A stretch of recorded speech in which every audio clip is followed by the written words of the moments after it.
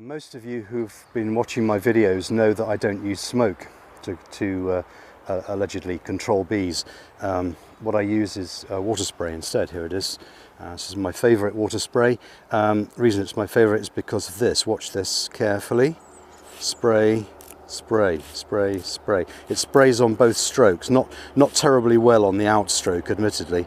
It used to be better than this, but it produces a nice fine mist. That's the important thing. You don't want to go hosing your bees down like you're trying to do crowd control. You want to just make a nice gentle mist over them. I'll show you how they respond actually. Let's try it on this hive here.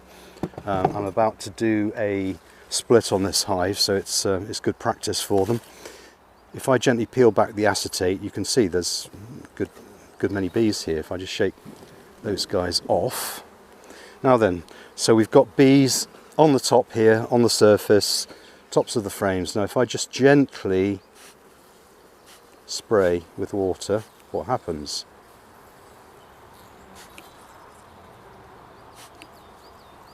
Bees disappear. They go down. And that's all that's needed.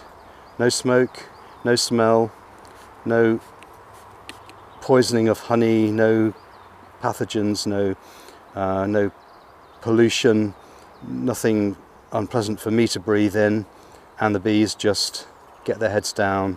There's no fuss and no alarm, no triggering of escaping or anything else that's going to cause them a problem. Okay, so that's why I use a water spray. Very simple. Okay, there's propolis on here that I can scrape off, and while we're talking about propolis, I'm just going to pop the lid back on this, or just put the screen back on. While we're talking about propolis, some of you will have seen my video on the possibility of using sublimated propolis as a potential treatment for a well-known virus that's around at the moment, which will remain nameless. And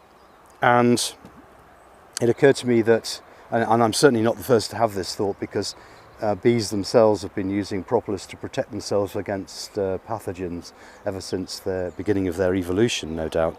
So, but what I've done here, if I can do it one-handed, if I unscrew the spray thing on my bottle and take it out, you can see here what I've done is I've wrapped a piece of propolis. I've just made some propolis into a ball and then wrapped it around the tube of the spray, because that will increase its surface area compared with just dropping a ball of it into the pot. But also some of the active ingredients in propolis are actually water soluble.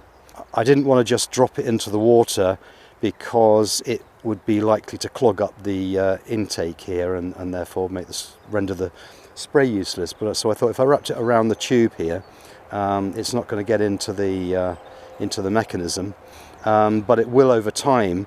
Some of it will dissolve into the water. So that's what I've done, and so that way I can add propolis to my water spray. Also in this bottle is some birch sap, and again, hopefully some of you will have seen the video I did a couple of videos on the use of birch sap with bees. Again, this is all experimental. Please don't get the idea that I've done any real kind of major research on this, but it just seems to me obvious that materials like birch sap and propolis, both of which have a fine record of medicinal properties, there's a lot of data to support their use. I'm just standing in the way of these bees here, so I'm just going to move slightly.